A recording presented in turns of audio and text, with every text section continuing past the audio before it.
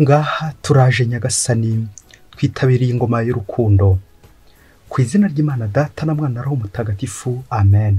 Amahoro bana b'Imana, ni muhumure, Imana iradukunda, ije kutugira neza kuri uyu wa kane w'icyumweru cya kane gisanzwe, tariki ya mbere Gashyantare 2024. Dutangire ku itariki ya mbere. Nyagasana dufashe kumushakashaka, aba ari we tubona, tumukomereho kandi tumwiringire, maze uku kwezi kuzarangire dufite Nyagasani, dufite Imana, turi kumwe n'Imana. Ngaho amasomo agiye gutugumisha iruhande rw'Imana, ngaho amasomo agiye kuduha ubutumwa bwo gukomera ku Mana. Isomo rya mbere niyo mu gitabo cya mbere cy'Abami, umutwe wa 2 umurongo wa 1 kugeza ku wa 4, umurongo wa 10 kugeza ku wa 12. Dawudi amaze kumva ko agiye gupfa, yahamagaye umuhungu we Salomoni, amuha amabwiriza agira ati: ngiye kunyura inzira umuntu wese agomba kunyura, naho urakomere ube intwari, uzitondere kubahiriza ibyo Uhoraho Imana yawe yategetse, ugendere mu nzira ze, wubahirize amategeko ye, amateka ye, amabwiriza ye n'ibyo yadushinze byose, nk'uko byanditswe mu mategeko yahaye Musa. Nubigenza utyo, uzabasha gutunganya neza ibyo uzaba ushaka kugeraho byose, kandi Uhoraho azarangiza ijambo yambwiye agira ati: abana bawe nibaba indakemwa mu mico, bakagenda imbere yanjye, bubahiriza amategeko n'umutima wabo wose n'imbaraga zabo zose, nta na rimwe hazabura umwe muri bo uzazungura ingoma y'Isiraheli. Dawudi aratanga, umurambo ushyingurwa mu murwa wa Dawudi. Igihe cy'imyaka 40 nicyo Dawudi yamaze ategeka Isiraheli. Yategetse imyaka 7 i Heburoni na 33 i Yerusalemu. Nuko Salomoni azungura se Dawudi ku ntebe y'ubwami, ubwami bwe burakomera cyane. Iryo ni ijambo ry'Imana. Indirimbo idufasha kuzirikana ijambo ry'Imana turayisanga mu gitabo cya mbere cy'amateka, umutwe wa 29 umurongo wa 10 kugeza ku wa 12.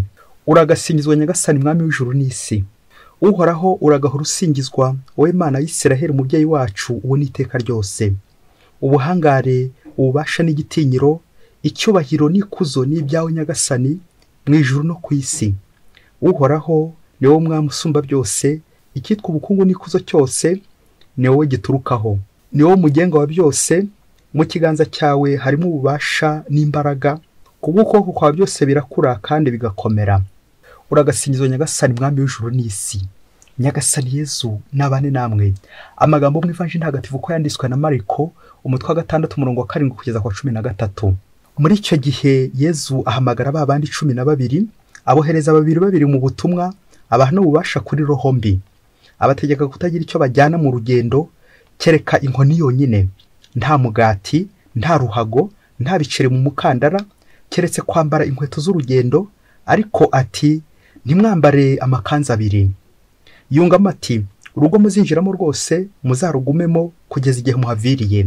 Nimugera ahantu ntibabakire kandi ntibabumve, mujye muhava mubanje gukunguta umukungugu uri ku birenge byanyu, bibabera ikimenyetso kibashinja. Nuko baragenda batangaza ko abantu bagomba kugarukira Imana. Birukana roho mbi nyinshi kandi basiga abarwayi benshi amavuta, barabakiza. Iyo ni Ivanjili ntagatifu.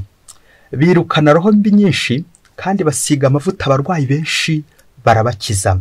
Bayoboke b'Imana, ni muhumure. Aha tugeze ni kuri Buri Munsi. Uze kuvanga kuri Buri Munsi wabonye Imana kandi nawe yereke abandi, kuko umugambi w'Imana ubumbiye mu nshinga imwe rukumbi buri munsi tutabura gutondagura, yitwa gukira. Umugambi w'Imana ni ugukiza abantu. Nyuma y'uko amasomo yombi rya mbere ndetse n'Ivanjili harimo amabwiriza y'umubyeyi. Umubyeyi wa mbere ni Dawudi twumvise ari kuraga umwana we Salomoni ubukire bwa roho, uburyo azubaha Imana. Naho Ivanjili nayo ikaza gutwereka Yezu Kristo, umubyeyi usumba abandi bose, umwigisha mukuru, ari kuyobora intumwa ze zigiye muri stage, zigiye kwimenyereza, akaziha amabwiriza y'urugendo bazakora, akaziha amabwiriza y'ubutumwa bagiyemo. Ngaho rero Nyagasani ashaka gutuganisha umunsi kuri ubwo butumwa, ubutumwa mvana ku Mana, ubutumwa mpabwa n'Imana. Nawe rero uze kuva aha ngaha ufite ubutumwa hawe n'Imana. Ubwo butumwa bwose tujye kubumbira mu mugenzo wa gipfura, uza kudufasha kugororokera Imana ko bikwiye.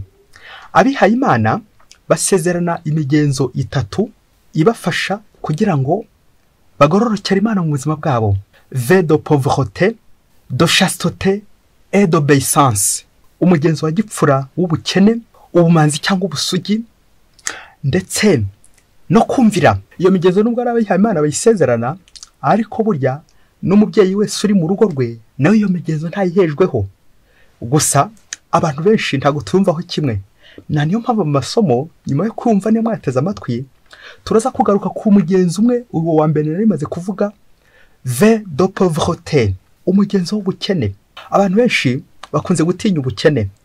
Rimwe na rimwe kuba utabyumva bigatuma ushobora kwibeshya ku bukene cyangwa ukibeshya ku bakene kuko nyine utabyumva.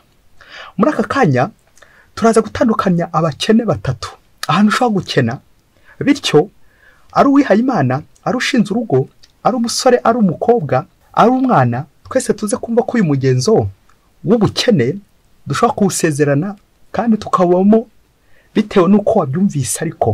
Ariko niba nta kwemera ufite kubikugezaho, hari igihe utaza kubyumva. Reka tuvuge ubukene butatu uze kumva wowe ujye wiyumvisha ubwo ari bwo. Bishoboke ko atari bw'ivanjiriza gutubwira nyine. Ubukene bwa mbere, pauvreté corporelle, ni ugukena k'umubiri. Ukabura icyo urya, ukabura icyo wambara, ukabura amafaranga, kuburanirwa, kubura ukuntu. Ubukene bwa kabiri, pauvreté mentale. Burya nta kibi mubyeyi nko gukena mu mutwe. Ushobora kuba warize, waraminuje, ufite ubwenge, ariko warakenye mu mutwe. Umutwe ari zeru.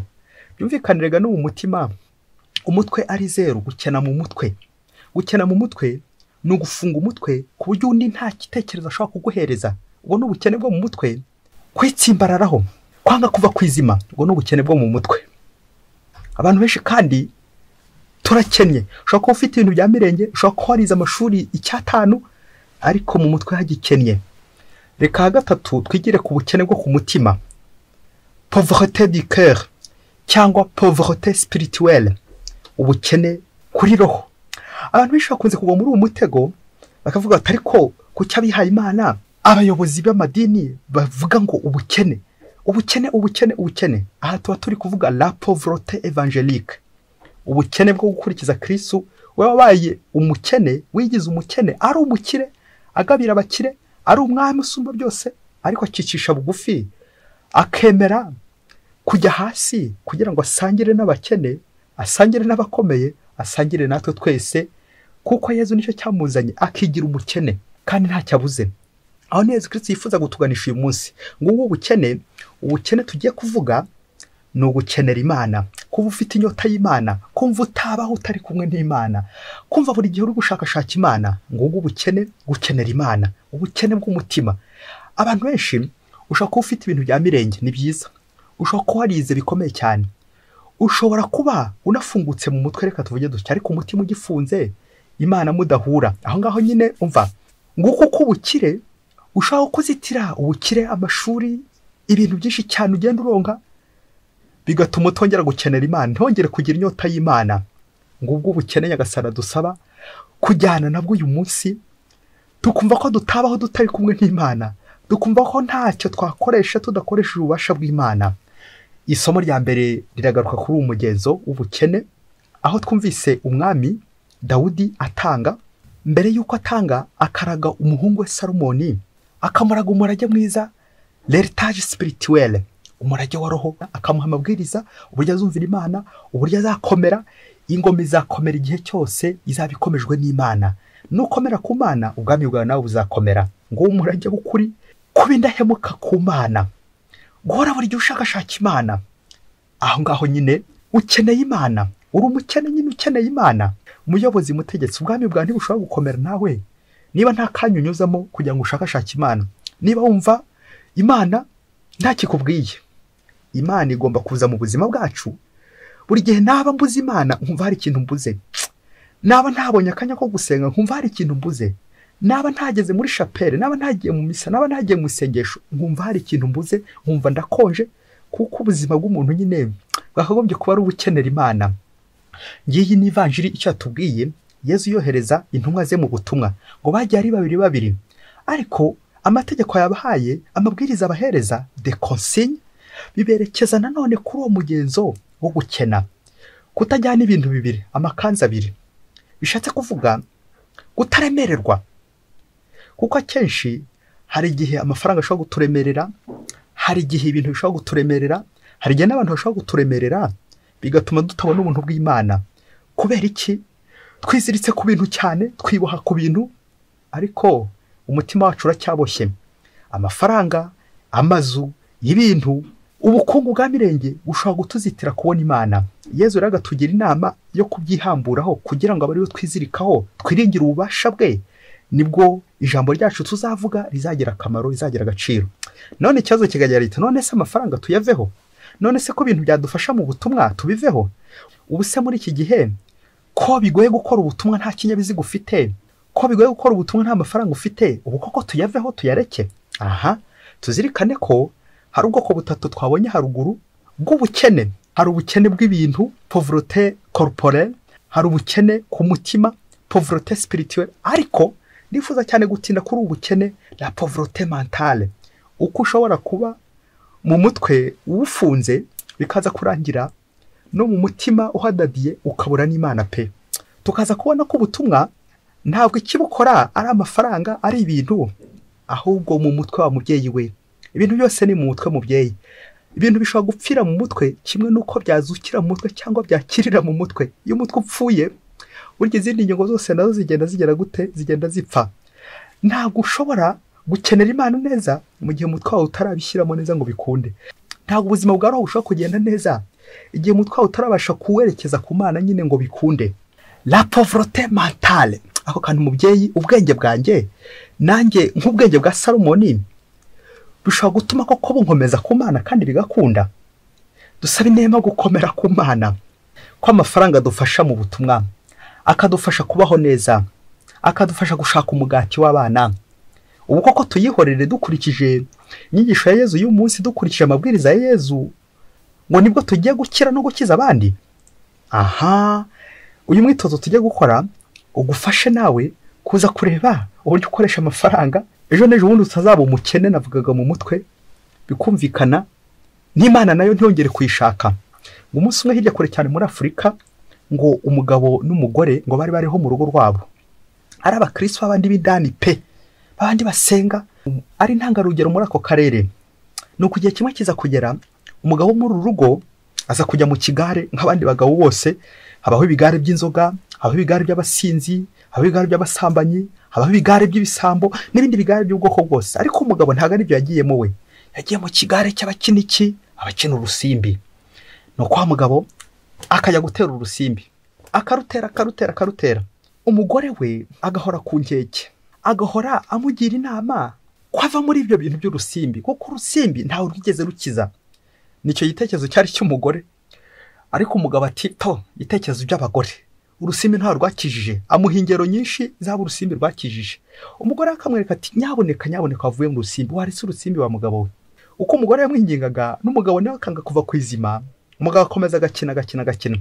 Umunsi umwe rero kigera kabaye, twumva uwaje kuva ku izima ari we, niba ari umugore cyangwa niba ari umugabo. Umunsi umwe kera kabaye, uyu mugabo aza kujya gukina urusimbi. Akina urusimbi, aza kurya inzu ya etage. Muri urwo rusimbi avanamo inzu ya etage. Nuko muri ako kanya hita turizamo umugore n'abana, abariho batura muri etage. Umugore atangira kugira nanjye kuba nk'ikimwaro, ikimwaro gitangira kiraza, uburyo yagiye abuza umugabo ngo ntajya gukina. Ubu kurikiye umugabo aragenda arongera arakina. Nubundi aza arya imodoka, atsindira imodoka muri rwa rusimbi, ayigeza mu rugo, nubundi ayishyira mu gipangu. Asubiye n'ubundi arakina, akubita imodoka ya kabiri, abarayashe, arayegukanye. Arasubira n'ubundi yegukana umurima ukomeye cyane. Asubira n'ubundi yegukana imodoka ya gatatu. Umugore biramushimisha cyane. Asubira n'ubundi yegukana imodoka ya kane. N'indi mirima myinshi agiye yegukana, atsindira. Umugore bigeze aho ngaho atangiye kurya neza, atangiye kwambara neza, imodoka, gipangu, parikingi yabo, irimo imodoka enye zose ziparitse, barara mu nzu ya etaje, bafite imirima, bafite ibintu byinshi cyane. Umugore arishima cyane, n'abana birumvikana. Nuko umugore atangira, bishoboke ko atangiye gusaba umugabo imbabazi ati ninjye wajyaga gutambamira gukina urusimbi. Mbese bisa nkaho nawe noneho avuye kwizima, amwemereye gukomeza uwo mwuga w'urusimbi, gukina urusimbi mubyeyi. Nuko wa mugabo amaze kugwiza za modoka muri cya gipangu ndetse n'amazu, inzu nziza cyane, amaze no kugwiza ibibanza n'ibindi byinshi cyane biturutse kuri uwo mwuga, biturutse kuri urwo rusimbi, arishima cyane. Ubanza nawe yarakoresheje imitiba yo kugira ngo ajye ahunikamo, ubundi yirire amererwe neza. Igihe cyaje kugera wa mugabo n'ubundi ntabwo yahise arekera aho ngaho ngo ntiyongeye gukina, kuko yumvaga n'ubundi azakomeza agashakisha ibintu byinshi bya mirenge, akomeza agashaka. Dore ko bavuga ngo wariye ni ukomeza no kurya n'ubundi, kandi ngo nta jana ryanga murindi. Nuko inshuro ikurikiyeho wa mugabo aragenda arakina. Noneho ibintu biricurika wa mubyeyi we, bya bindi by'uko ntagahora gahanze. Baba muri iyi modoka imwe, abarayishoreye. Ubundi bukurikiye aravuga ati mpakanyigaruza, arongera n'ubundi arajya gukina. Asubiyeyo imodoka yajyanye n'ubundi ntabwo yayigaruye, asubirayo n'ubundi bongera baramurya, imodoka barayitwara. Inshuro ya kane, indi modoka ya kane nayo barayitwara. Uko yagendaga mu modoka yavaga nyine bayitwaye, kuko baga bamuriye. Asubira na ya mirima yose, ko agiye asubirayo bakayimurya, ariko aryumaho ntiyabibwira umugore. Nuko ko agiye bakamurya inshuro zose zakurikiyeho, bakamurya bakamumara. Byaje kugera n'igihe na ya nzu nayo barayirya. Ya nzu bamaze kuyirya nabyo ntiyabibwira umugore n'abana, aricecekera. Ahubwo bishoboke ko iyo hirya nyine yasinye inyandiko z'uko ya nzu bazayifata, ubundi we bakamureka, kuko byageze igihe nyine bashaka kumwica. Yanze kwishyura, nuko atanga ya nzu ho ingwate, arayisinyira. Ubwo igihe cyaje kugera, wa mugore wo muri rwa rugo akajya abona umugabo adataha. Agiye kureba agasanga muri ya parikingi yabo nta modoka n'imwe ikirimo. Yajya guhinga umurima agasanga atari uw'abandi bawurimo. Nuko umunsi umwe ngo yicariye mu rugo, agiye kubona, abona abantu bazanye inyandiko z'uko iyo nzu ya etaje barimo bayiguze, bayiriye mu rusimbi. Byumvikana umugore n'abana bagomba guhambira bakava muri iyo nzu.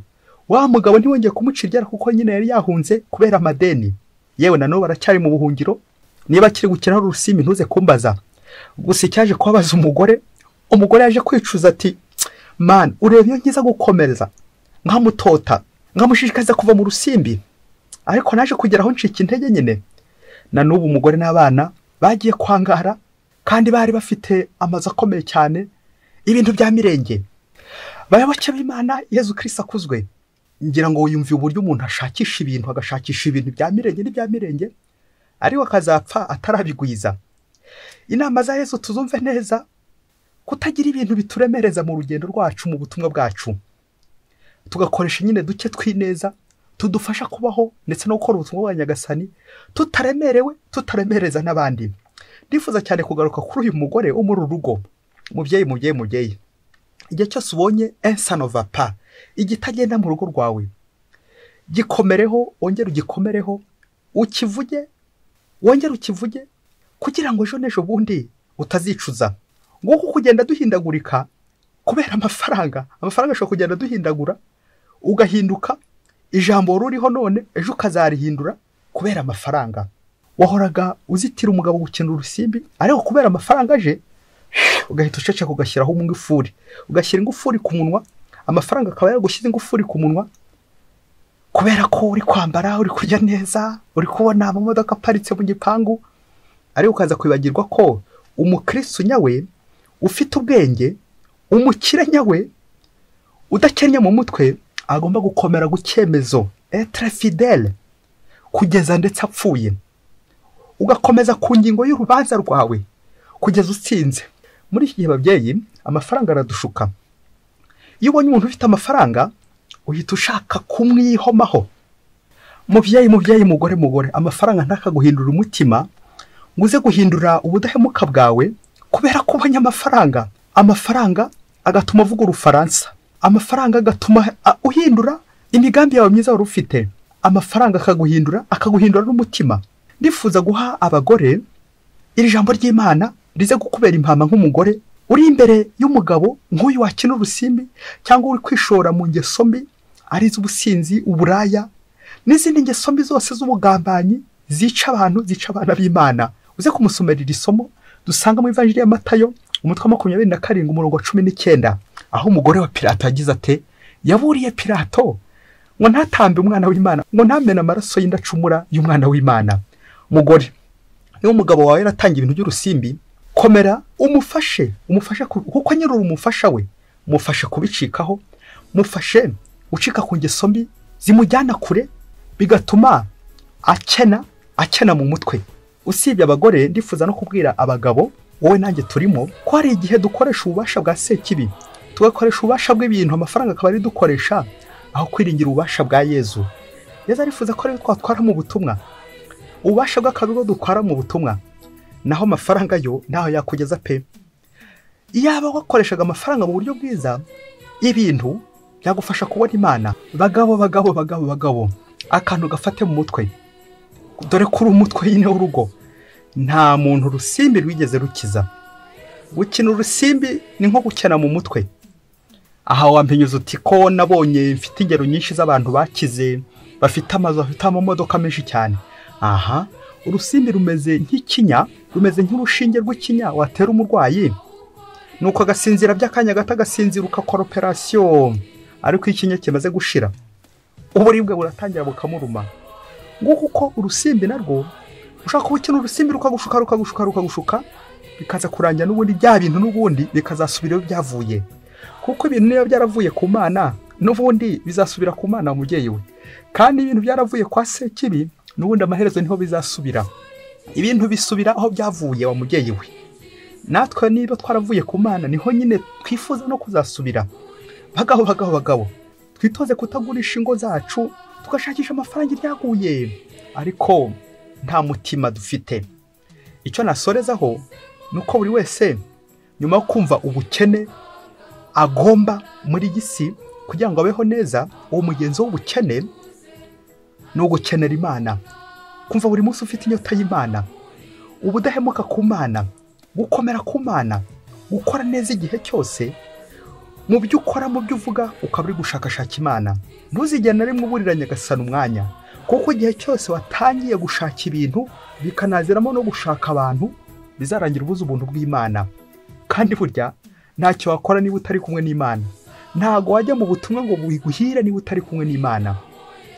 Ubuyobozi, ubwami, ubutegetsi ntacyo bizakumarira niba utari kumwe n'Imana. Nibyo Dawudi araga Salomoni ati uzakomere ku Mana mwana wanjye. Nibyo Yesu abwiye intumwa ze ati mukomere mugende mukiza abarwayi.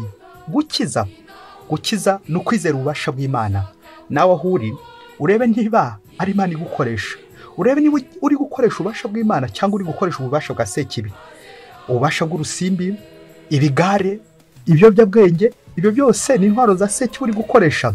Amaherezo nyine niba sekibi yaragutije intwaro ze, n'ubundi azajya kubaza ka raporo kagufi, uzajya ukamuha kandi, ariko wahirwa ukamererwa neza niba ari ububasha bw'Imana none ukoresha.